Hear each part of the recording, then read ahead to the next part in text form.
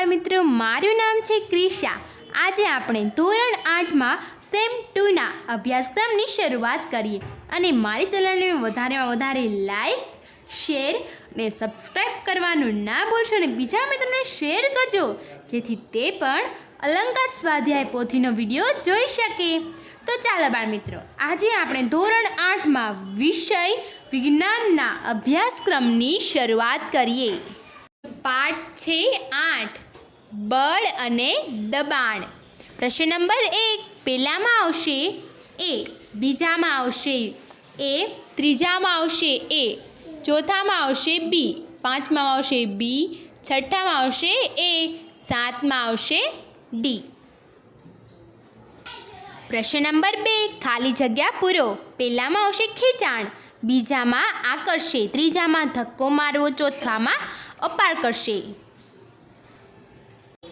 પ્રશ્ન નંબર 3, એક તીરંદાજ લક્ષ્ય તરફ નિશાન તાકવા માટે પોતાના ધનુષ્યની પણછને ખેંચે છે, પછી તે બાણ છોડે છે જે લક્ષ્ય તરફ ગતિ શરૂ કરે છે। આ માહિતીને આધારે નીચેના શબ્દોનો ઉપયોગ કરીને ખાલી જગ્યા પૂરો।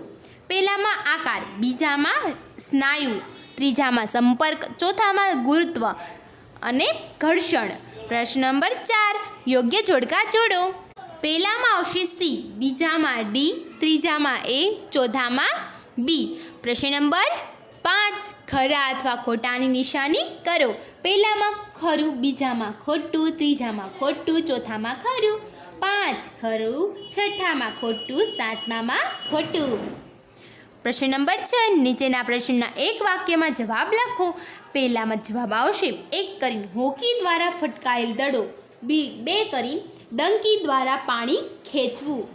બીજામાં આવશે 1 કરીને કથરોટમાં રાખેલ લોટને હાથ વડે દબાવવાથી તેનો આકાર બદલાય છે, 2 કરીને ફૂલાવેલા ફુગ્ગાને હાથ વડે દબાવવાથી તેનો આકાર બદલાય છે।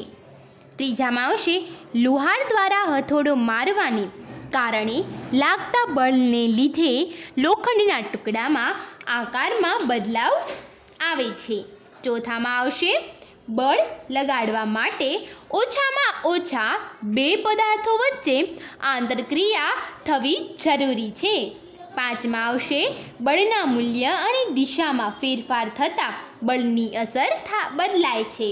છઠ્ઠા આવશે બળ ગતિની વિરુદ્ધ દિશામાં લગાડવામાં આવેલ હોય તો પદાર્થની ઝડપ ઘટે છે।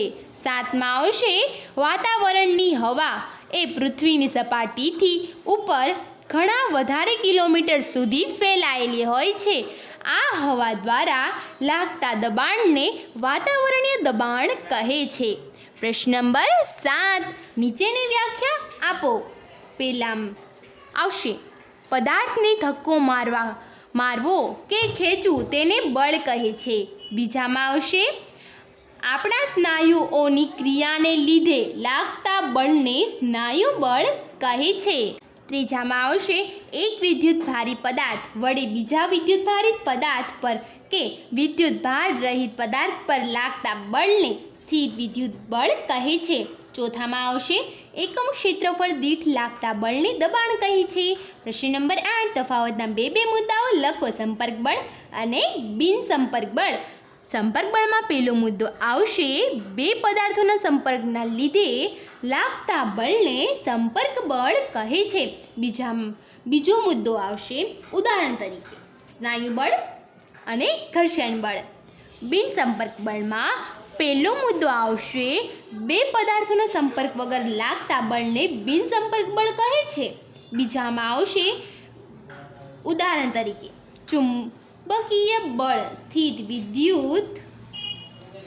વિદ્યુત બળ, ગુરુત્વાકર્ષણ બળ। પ્રશ્ન નંબર 9, નીચેના પ્રશ્નના 3-4 વાક્યોમાં જવાબ લખો। પહેલામાં આવશે 1 કરીને હવાનું ઘર્ષણ બળ અને 2 કરીને ગુરુત્વાકર્ષણ બળ। હવે મુદ્દો પાડવાનો છે 1 કરીને હવાનું ઘર્ષણ બળ રોકેટની ગતિની વિરુદ્ધ દિશામાં લાગે છે। 2 મુદ્દા કરીને લખવાનું છે ગુરુત્વાકર્ષણ બળ જે રોકેટ પર વિરુદ્ધ દિશામાં પૃથ્વીના કેન્દ્રના તરફ લાગે છે। બાળ દોસ્તો, મારો વિડીયો એન્ડ સુધી જોતા રહેવા વિનંતી। બીજામાં આવશે બળ લગાડતા પદાર્થની ઝડપમાં ફેરફાર થઈ શકે છે. જો પદાર્થની ગતિની દિશામાં બળ લગાડવામાં આવે તો તે પદાર્થની ઝડપ વધે છે.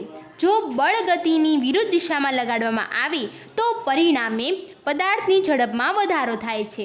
ત્રીજામાં આવશે પદાર્થની ગતિની અવસ્થા તેની ઝડપ અને ગતિની દિશા દ્વારા વર્ણવવામાં આવે છે. સ્થિર અવસ્થાને શૂન્ય ઝડપ વાળી અવસ્થા ગણવામાં આવે છે. પદાર્થ સ્થિર હોય કે ગતિમાં બંને ગતિની અવસ્થા કહેવાય છે.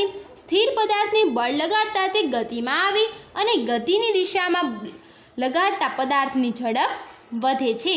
ચોથામાં આવશે કોઈ પદાર્થને સ્થિર સ્થિતિમાંથી ગતિમાં લાવવા માટે બળ આપી શકાય છે. જો પદાર્થ ગતિમાં હોય તો તેની ઝડપમાં ફેરફાર થઈ શકે છે. ગતિમાન પદાર્થની દિશામાં ફેરફાર કરી શકાય છે. પદાર્થના આકારમાં ફેરફાર કરી શકાય છે.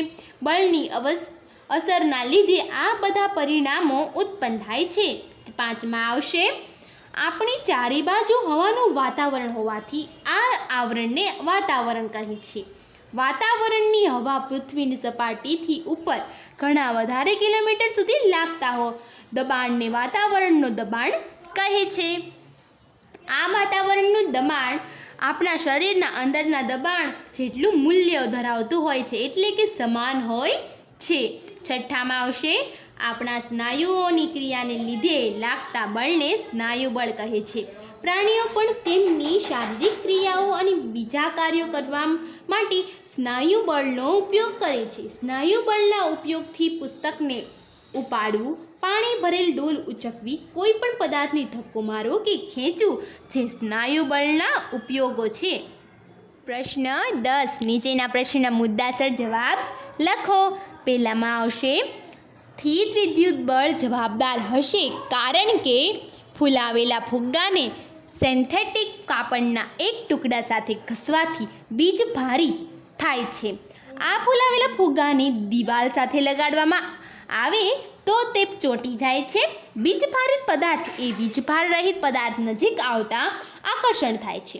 તેથી ફુગ્ગો દિવાલ સાથે ચોંટી જાય છે. આ બંને પદાર્થો વચ્ચે લાગતા બળને સ્થિત વિદ્યુત બળ કહે છે. બીજામાં આવશે 1 કરીને સ્નાયુ બળ અને 2 કરીને ગુરુત્વ બળ.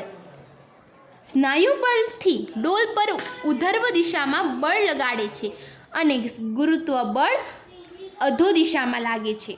આ બંને બળો પરસ્પર સમાન હોય છે. આમ ડોલ પર લાગતા બળો બંને પરસ્પર વિરુદ્ધ દિશામાં હોવાથી તેનું પરિણામી બળ શૂન્ય થાય છે. તેથી ડોલની અવસ્થા એ સ્થિર સ્વરૂપે રહે છે. ડોલની ગતિની અવસ્થામાં ફેરફાર થતો નથી.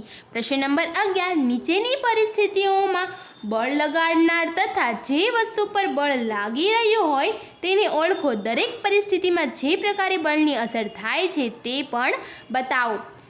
ક્રમ પરિસ્થિતિ બળ લગાડનાર શેના પર બળ લાગી રહ્યું છે.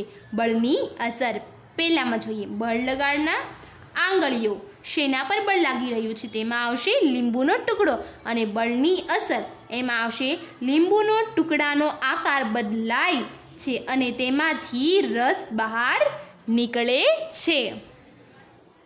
બીજામાં આવશે આંગળીઓ ટૂથપેસ્ટની ટ્યુબ પર ટૂથપેસ્ટ ટ્યુબનો આકાર બદલાય અને ટૂથપેસ્ટ બહાર આવે છે. ત્રીજામાં આવશે લટકાવેલું વજન સ્પ્રિંગની લંબાઈમાં વધારો થાય છે. ચોથામાં આવશે ખેલાડીના સ્નાયુઓ જમીન ખેલાડીની ગતિની અવસ્થા બદલાય છે. પ્રોજેક્ટ વર્ક દૈનિક જીવનના આધારે બળ અને તેના ઉપયોગથી નીચેનું કોષ્ટક પૂર્ણ કરો. બળનું નામ, ઉપયોગ. પહેલામાં સ્નાયુ બળ વજન ઉચકવા, ધક્કો મારવા, વિવિધ શારીરિક ક્રિયાઓમાં. બીજામાં ચુંબકીય બળ લોખંડનો કચરો એકઠો કરવો, ચુંબકીય પદાર્થોને ઓળખવા. ત્રીજામાં ગુરુત્વ બળ પૃથ્વી પર પોતાનું સ્થાન ટકાવી રાખવા ગુરુત્વાકર્ષણ લીધે ફળ વૃક્ષ પરથી નીચે પડે છે. ચોથામાં આવશે ઘર્ષણ બળ ચાલવા, દોડવા, લખવા, વાહનો ચલાવવા. પાંચમાં આવશે સ્થિત વિદ્યુત બળ વિરુદ્ધ વીજભાર અને સમાન વીજભાર ઓળખવા. અને બાળ દોસ્તો, મારો વિડીયો એન્ડ સુધી જોવા માટે થેન્ક યુ. તો આવા જ અમારા અવારનવાર વિડીયો જોવા માટે મને કોમેન્ટ કરીને જરૂરથી જણાવજો. તો આવજો બાળ દોસ્તો, ફરી મળીશું નવા વિડીયો સાથે. ત્યાં સુધી આવજો.